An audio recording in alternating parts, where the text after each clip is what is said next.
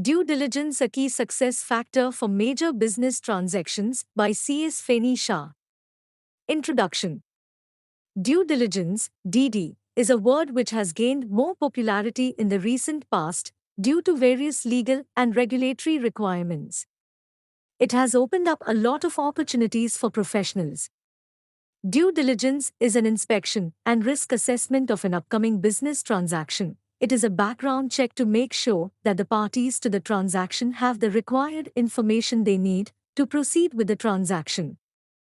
A proper due diligence is required to reveal misrepresentation and fraudulent dealings in a major business transaction. Thus, it may be stated that due diligence is a process of I. Analyzing various aspects to estimate potential company. 2. Assessing the financial viability of the entity in terms of its assets and liabilities at a comprehensive level. 3. Examining the operations and verifying the material facts related to the entity. At times, the scope of a diligence and audit appears to be same, but the expected outcome of both are quite different. Statutory audit is limited to financial analysis and is a recurring event based on the historical data, whereas the due diligence does not only cover the financial aspect but also includes business plan, legal issues, sustainability of business, management prospects, etc. Due diligence is conducted occasionally and covers the future prospect in addition to the historical data. It is important to understand the right approach to due diligence, since now we professionals have been empowered with the responsibility of conducting due diligence for various purposes, and the report is relied on by various authorities. Therefore, it is essential to understand the significance of DD and the principles to be followed while conducting the DD. Objective of due diligence. Times collect the material information from the target company. Times conducting SWOT analysis to identify its strength and weakness. Times to take correct decision about an investment. Times to disclose the correct and complete information. Times to make accurate and smooth decision. If the DD is based on a regulatory requirement, it establishes compliance of provisions or exhibits the position of the entity and is expected to bring out all the relevant information which is required to be divulged to the regulatory or statutory authority. DD is a concise summary of facts happened over a period of time, which is collated and analyzed with the perspective of the scope of the DD and gives the correct position at any given point of time, which helps the parties in taking a decision on the issue for which the DD is conducted.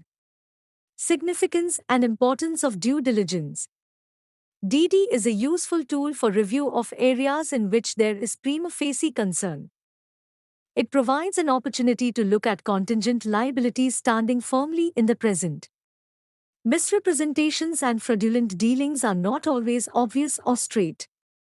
These are to be uncovered, especially in a major business transaction, as it would create a major impact on the business.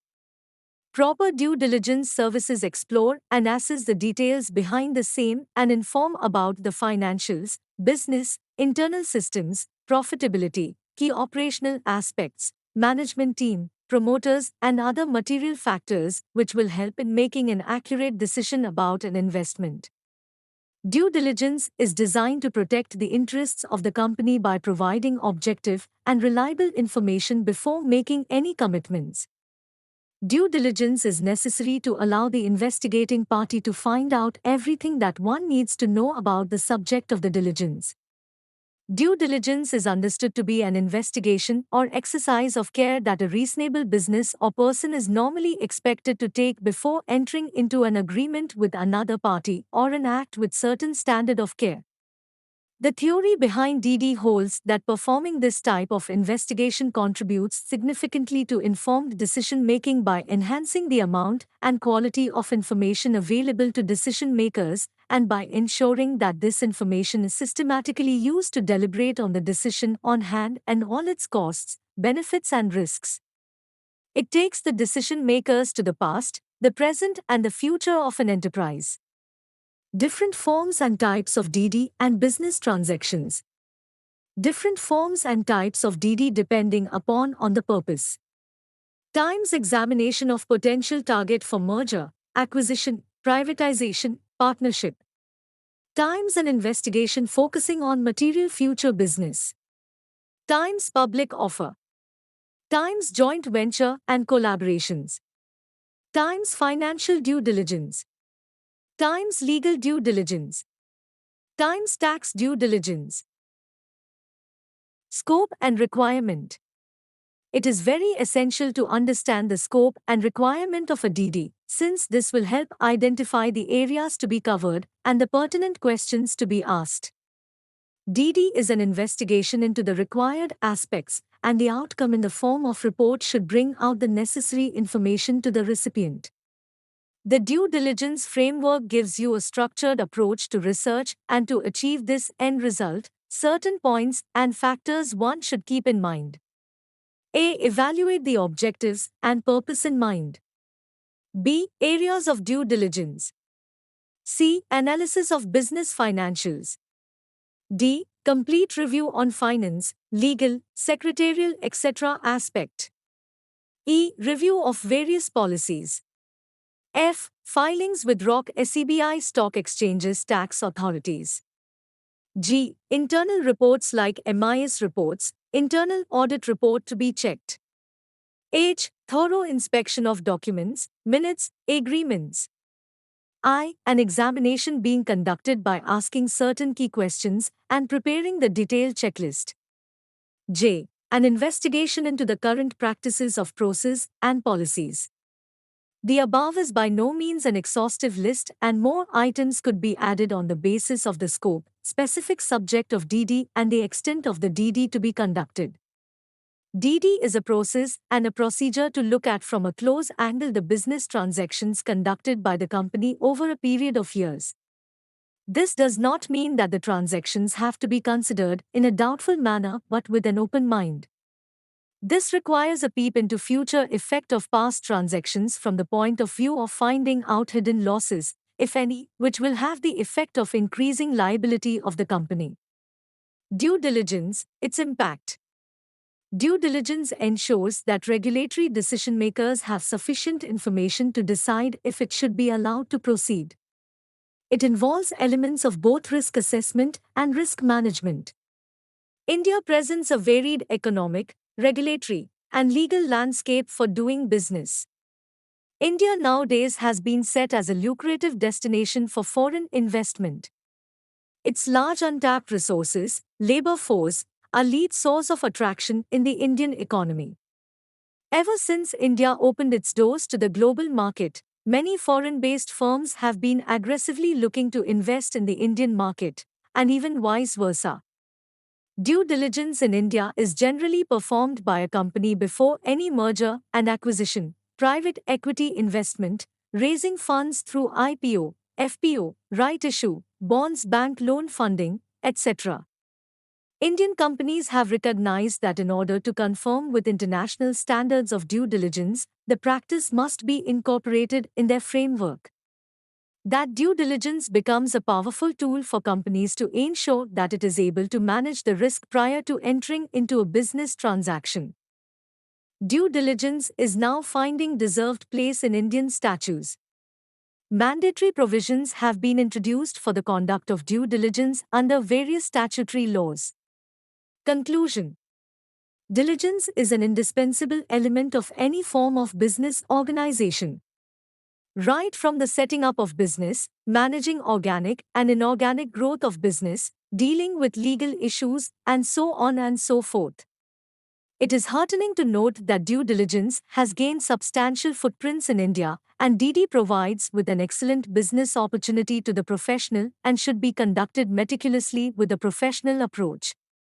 The task is multidimensional in nature and has a company-wide effect. It requires a sound knowledge of the relevant laws, and the degree of care required is of utmost importance, and it is what a reasonable person is expected to exhibit. We professionals act as a catalyst in due diligence.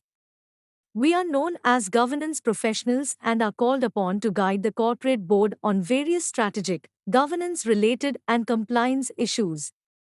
With this scope, At every step there is a need for professionals to alter their roles while undertaking any compliance and to perform utmost due diligence with respect to same.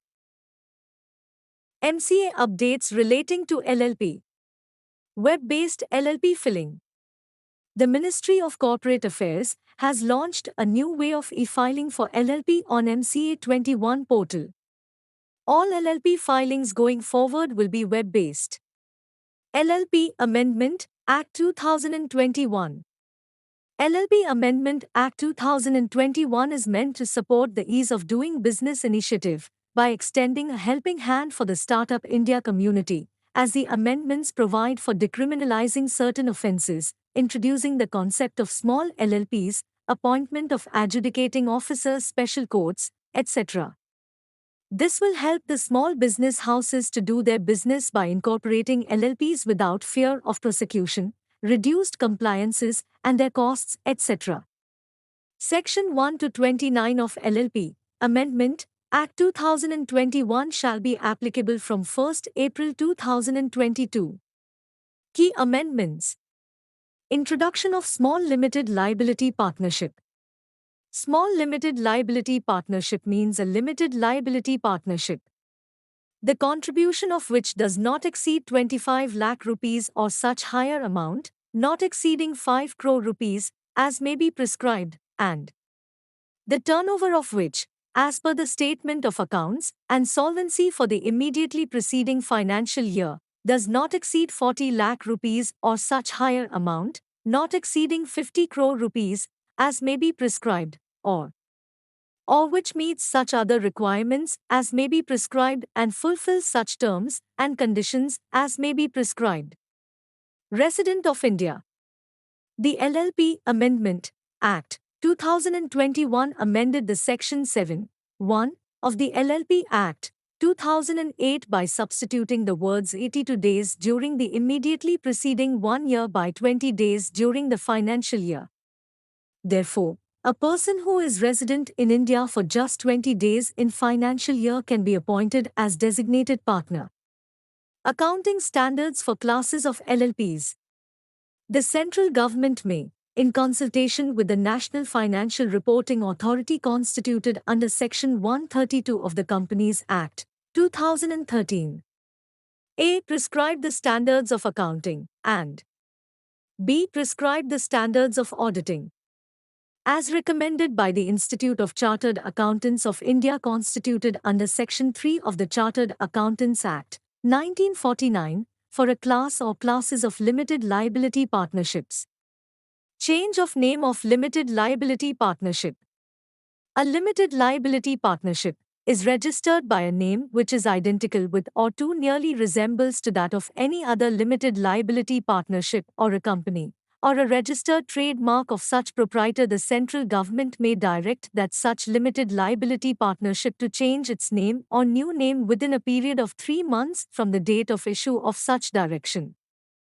If the limited liability partnership is in default, the central government shall allot a new name to the limited liability partnership which the limited liability partnership shall use thereafter. Compounding of offence. The regional director or any other officer not below the rank of regional director authorized by the central government may compound any offence under this act which is punishable with fine only. A sum which may extend to the amount of the maximum fine provided for the offence but shall not be lower than the minimum amount provided for the offence. It is hereby clarified that any second or subsequent offence committed after the expiry of the period of 3 years from the date on which the offence was previously compounded shall be deemed to be the first offence. Every application for the compounding of an offence shall be made to the registrar, who shall forward the same, together with his comments thereon, to the regional director, etc. Establishment of special court for speedy trial of offences. The central government may, for the purpose of providing speedy trial of offences under this Act, by notification, establish or designate as many special courts, etc.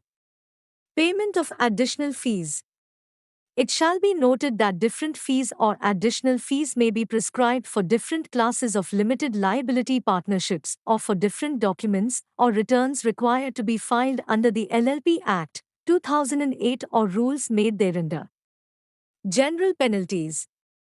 If a limited liability partnership or any partner or any designated partner or any other person contravenes any of the provisions of the LLP Act, 2008 or the rules made thereunder for which no penalty or punishment is provided elsewhere in this Act, the person who is in the default shall be liable to a penalty of 5,000 rupees and in case of a continuing contravention with a further penalty of 100 rupees for each day after the first during which such contravention continues. Subject to a maximum of 1 lakh rupees. Adjudication of penalties. The central government may, by an order published in the Official Gazette, appoint as many officers of the central government, not below the rank of registrar, as adjudicating officers. The central government shall, while appointing adjudicating officers, specify their jurisdiction in the order, etc. Power to remove difficulties. If any difficulty arises in giving effect to the provisions of this Act as amended by the Limited Liability Partnership Amendment Act 2021, the central government may, by order published in the Official Gazette, make such provisions not inconsistent with the provisions of this Act, as may appear to it to be necessary for removing the difficulty, within 3 years from the date of commencement of the Limited Liability Partnership Amendment Act 2021. Jurisdiction of courts. The special court referred to in Clause A of subsection 2 of Section 67A shall have jurisdiction and power to impose punishment. The criminal cases pending before the Court of Judicial Magistrate of the First Class or Metropolitan Magistrate, as the case may be, shall be transferred to the special court. Cognizance of offences. No court, other than the special courts referred to in Section 67A shall take cognizance of any offence punishable under this Act or the rules made thereunder save on a complaint in writing made by the registrar or by any officer not below the rank of registrar duly authorized by the central government for this purpose.